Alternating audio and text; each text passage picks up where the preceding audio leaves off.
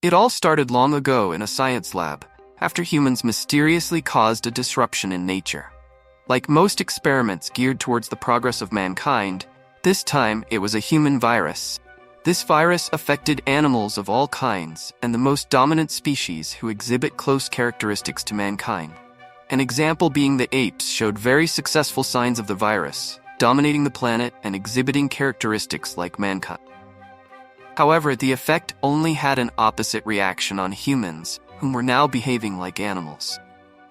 Although the apes dominated the planet, they had very little knowledge as they couldn't read or write.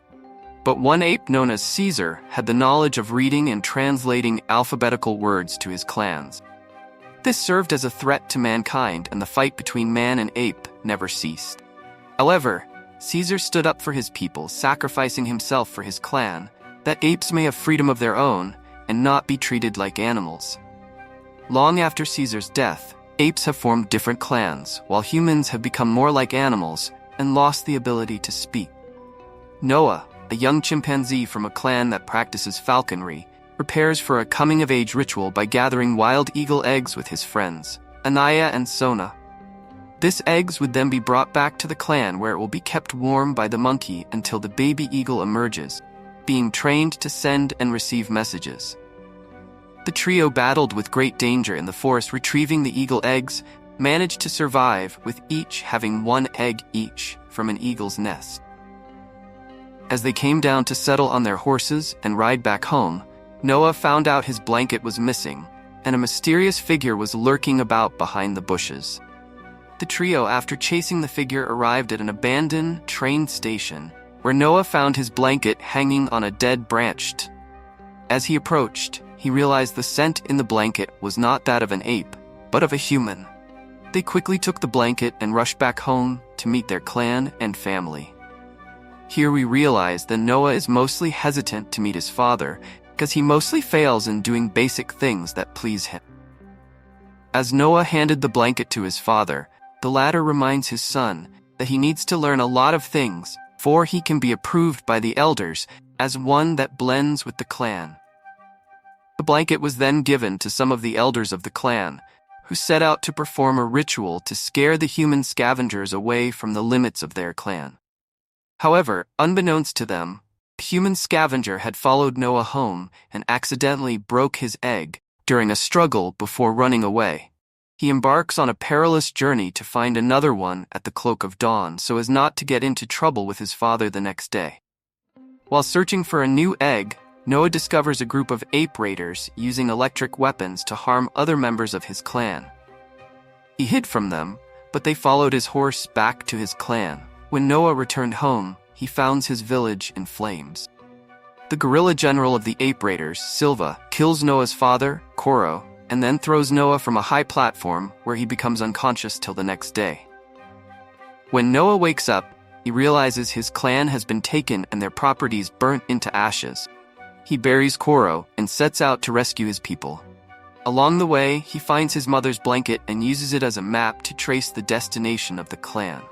While still searching for his clan, he falls in a makeshift trap and finds himself in an underground clearing where he meets Raka, an orangutan.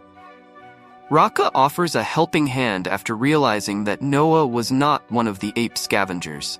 He tells Noah the underground clearing was once his clan that had been raided by the ape scavengers, and also tells him about Caesar's teachings. They notice the human scavenger following them, and Raka offers her food.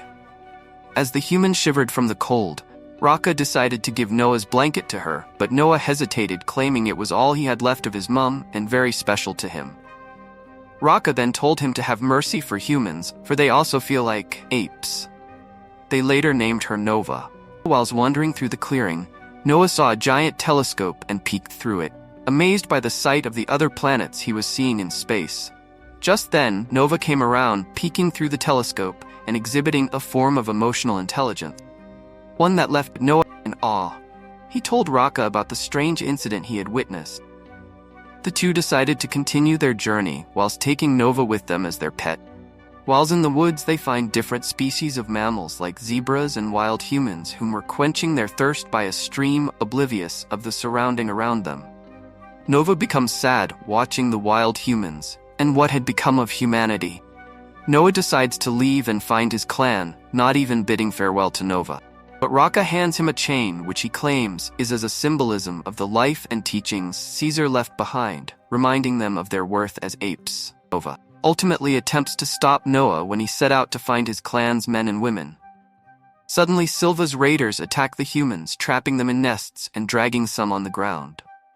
Nova spots Noah, and for the first time mentions his name, indicating that she was not part of the humans that have gone mute and wild. The raiders were searching for Nova, who they claim have knowledge about old human ways, which can be used to help the ape king Proximus in building his kingdom and ultimately gaining power over the other clans. Noah battles the raiders heads-on and saves Nova, who surprises them by speaking. She reveals her real name is May, and that the raiders have taken Noah's clan to a beachfront settlement near an old human vault. That very day, after Nova made the truth known to them, Noah handed his mother's blanket to Nova without hesitation. That same night, whilst playing with the electric sticks, he fixes it, surprising his own ability. The trio decided to embark on a journey the next day to the beachfront settlement and save each of their people. On their way there, they are ambushed by Silva and his companion. Raka saves May from drowning, but is swept away by the rapid current, and because of this, Noah and May are captured and taken to the apes' settlement.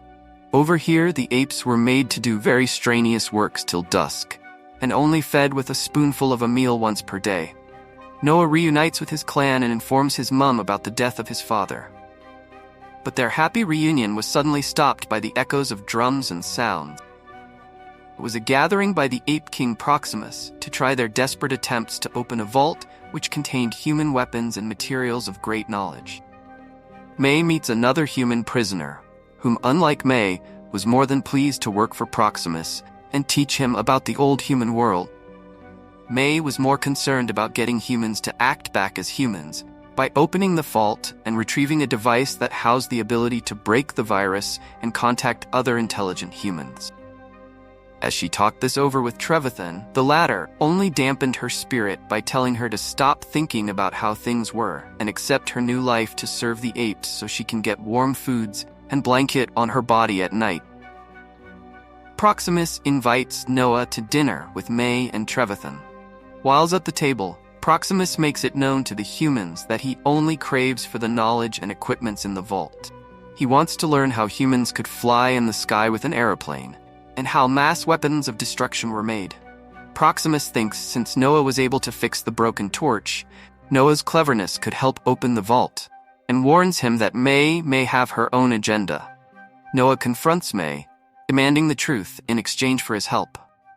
May reveals that she knows of a hidden entrance to the vault and is searching for a book that can restore speech to humans. Noah agrees to help her destroy the vault. He, May, Suna, and Anaya secretly plant explosives around the seawalls protecting the settlement. Trevathan discovers them and tries to warn Proximus, but May kills him. Inside the vault, the group finds weapons and May's book, which is actually a satellite decryption key. They also find old children's books showing humans as the dominant species and apes in cages. The thought of May's agenda lingers in their heads as they become afraid that they might go back to such a life of being treated as slaves when humans become dominant once again. As they try to leave, Proximus and his followers confront them. Lightning, one of Proximus's lieutenants, threatens to kill Sona, but May shoots him and triggers the explosives, flooding the bunker and trapping the apes inside, whilst giving way for Noah and his clan to move to a secluded location where they can once again escape to their village and live their lives. May escapes, and the apes climb to higher ground. Noah is chased by Silva, who battled the petite Noah, but he's trapped because of his size and left to drown. Noah escapes, but is attacked by Proximus and beaten brutally, nearly causing his death. However, Noah regains his footing and starts chanting in the strange music his dad used to lure the eagle to stand on his arms.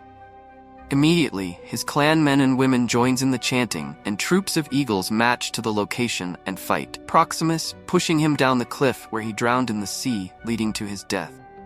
As Noah's clan returns to rebuild their home, May says goodbye to Noah. She explains that she destroyed the bunker to keep the apes from getting the weapons. Noah and May both wonder if apes and humans can ever live together peacefully. May then travels to a human settlement at a satellite base. She delivers the decryption key, allowing them to reactivate satellites and make contact with other intelligent humans around the world. This gives them the notion that there is hope for the future. Like and subscribe for more movies like this. Thank you.